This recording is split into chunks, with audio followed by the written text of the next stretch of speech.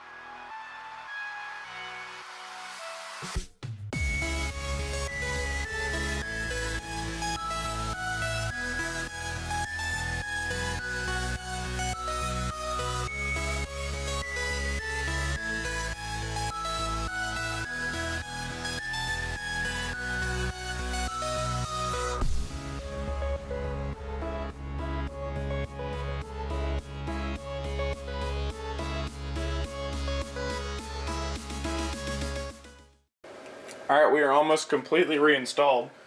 as far as the intake manifold goes. We have the IAC all plumbed up. Don't mind that, that's my blow-off valve vacuum line. But everything's wired in, plugged in. Next up I need to do the coil packs, but I realized that I never torqued the cam sprocket gears down. Which if I'm going to do the coil packs, they sit in that divot right there that you can see. So to do those, I need to not take the valve covers off again. But in reality, I need to take the valve covers off so I can torque the cam gears. So I'm going to do that. Put the valve covers on fully because they're only half bolted on right now. And then I'm going to do coil packs, and we'll plumb the intake piping. And then it should almost be time to start. 2 hours later. Alright, so I haven't filmed a clip in a little while. The battery was charging for the camera, so I didn't have a camera to film on. But I'll give you a little update. So, I don't remember what the last thing I told you was, but I have the coil packs in, the cam sprockets are torqued, valve covers are on fully, spark plugs are in, coil packs are in. I moved on to this thermostat. I had this hose break, this is a new one. Same with that one down there, I've had to replace them both. So then I should be good though to bolt the coolant feed for the turbo on because the hoses all work lengthwise. And then I can bolt this up. This takes up, this little brick here with the thermostat takes up like most of these plugs from the wiring harness that are left. So that's something to keep moving towards. But I'm gonna hop back into it and throw it on time lapse, and we'll see what all I can get done today before I run out of time.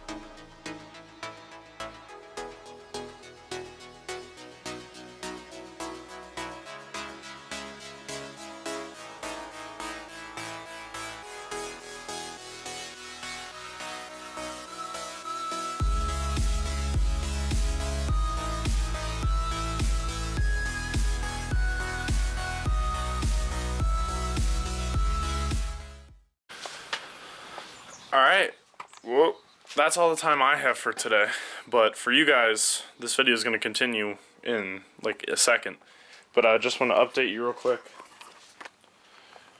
Coil packs, thermostat, housing, I redid a bunch of hoses. It's looking like a complete car again, we're almost there. Just need the intake pipe that goes across, and the two PCV valves, right there and right there, for crankcase pressure on the top of the intake. So then plug in the MAF, the vacuum line right there that goes from over here, goes across, and then that's pretty much it, and it should hopefully run. Fingers crossed. Nah, I'm pretty sure I did everything right. I'm doing lots of double checking online, so well, we'll see tomorrow.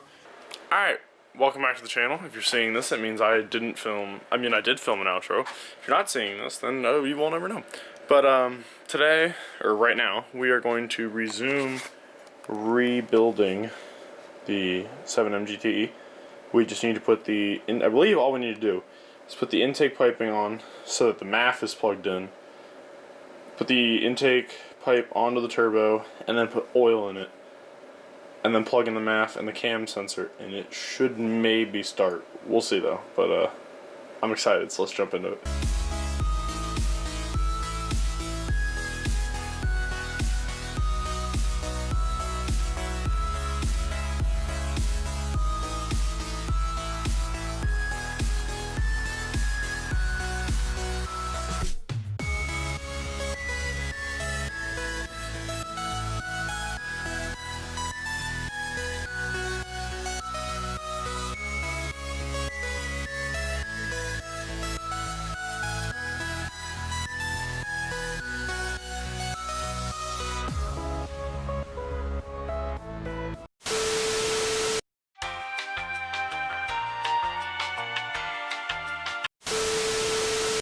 That leak right there. I gotta figure out where the fuck that's coming from.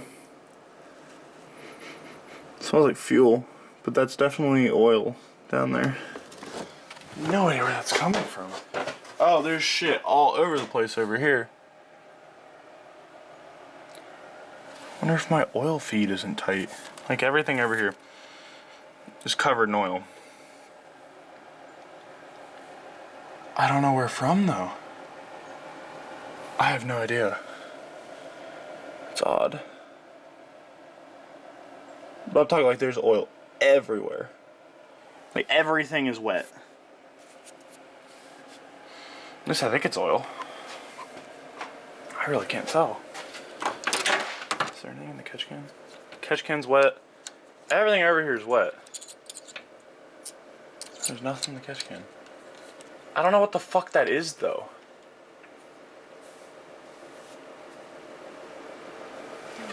There's stuff everywhere.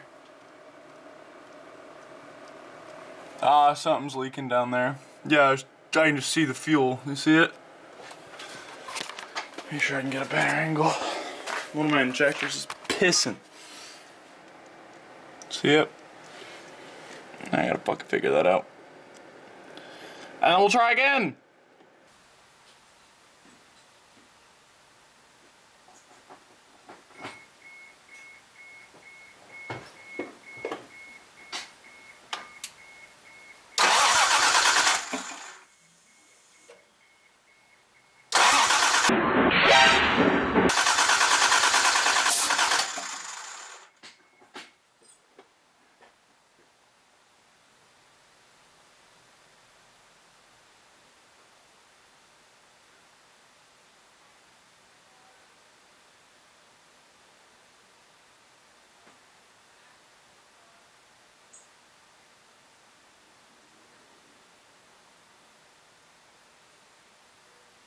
I apologize for my neighbor leaf blowing, but I've made some progress in diagnosing what the fuck's going on.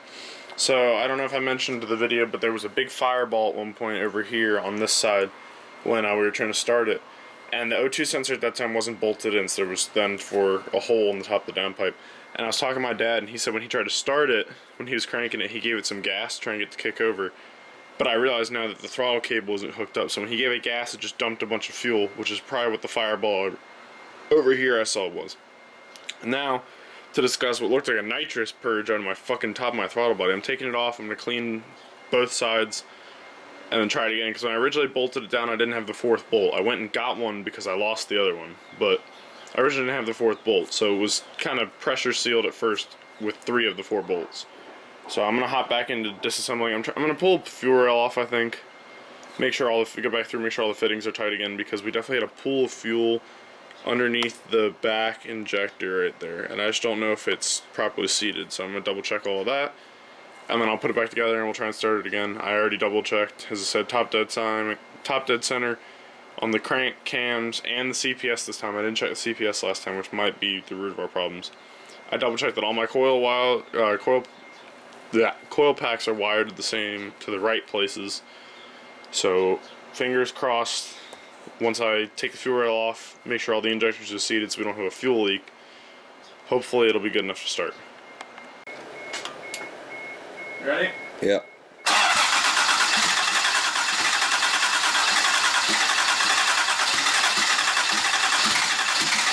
Come on.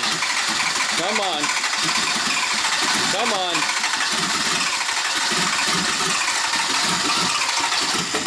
All right. Here we go. 1 hour later. All right.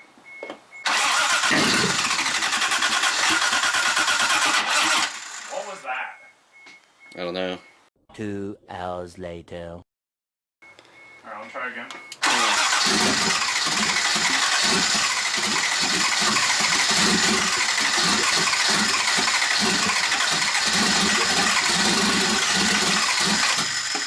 Oh, so close. One more time.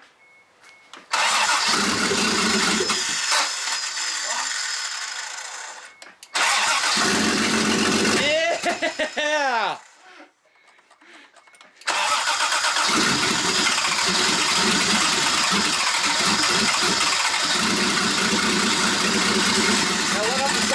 fuel.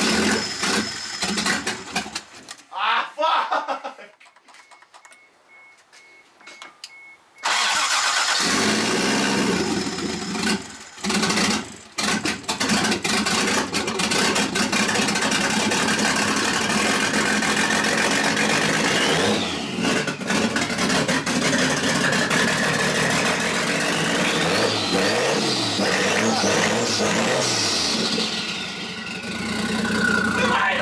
Yeah! We actually fucking put it together. Alright, kill it.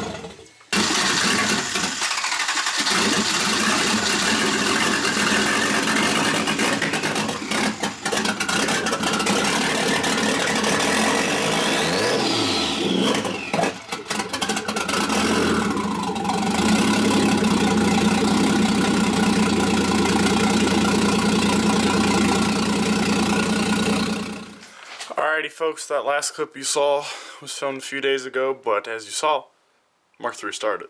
So that is awesome. I'm super stoked about that. But now you may be thinking, it's time to just throw everything back together and drive it. Well, that's where you're wrong, sadly. The old girl keeps jumping timing. So, it's a non-interference engine, so it's not a huge deal. But it doesn't run very well. So, doesn't respond to throttle input, which I think has affected the timing, as well as it's got a couple vacuum leaks still because there are some hoses I have to chase down. I might have to figure out how to reset what throttle input is in the TPS, just because I don't know if it knows where, like, the engine is getting fuel. I mean, getting air when I press the throttle, but I don't know if the car realizes I'm stepping on the gas, so I might have to figure out a way to calibrate that. And then actually get it in time, just to rotate the cam position sensor.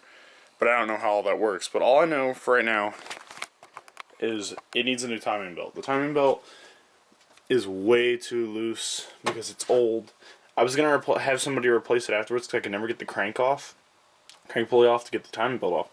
But I figured something out. So doing some research, I found out that the R154, which is the manual transmission in this car, has not just one, but two access ports, one on either side of the transmission. So the plan is to jack up the car, get underneath there, wedge a crowbar into the flywheel, pop crank bolt loose. And then we can do the timing belt, and that should solve one of our big issues. So let's take a stab at it. Alright, so now that I have the car up, you can see the plate is right there. So I'm going to take that off, see if I can get a good angle on the flywheel, and see if we can pop the crank bolt off. Alrighty, so as much as I want to do that today, I'm going to need somebody else here with me to break that loose, because I can't obviously lay underneath the car, hold it in place, and do the crank as well. So that's going to have to wait for another day when I've got some people here in my dad's home, just because I need a second set of hands. But for now, I'm going to wrap up and finish up the, the bodywork video that has been in the works for like 3 weeks when I took the fucking fender off. So that's going to leave it for this video, though, of the Mark III with its first start, which is really, really exciting. So be sure to stay tuned for more content. Leave a like if you enjoyed. Comment what was your favorite part. Any suggestions, let me know. Love to hear it. But for now, stay tuned for more content. Go rip off Cleus Pro. Do it for Dale. See you later.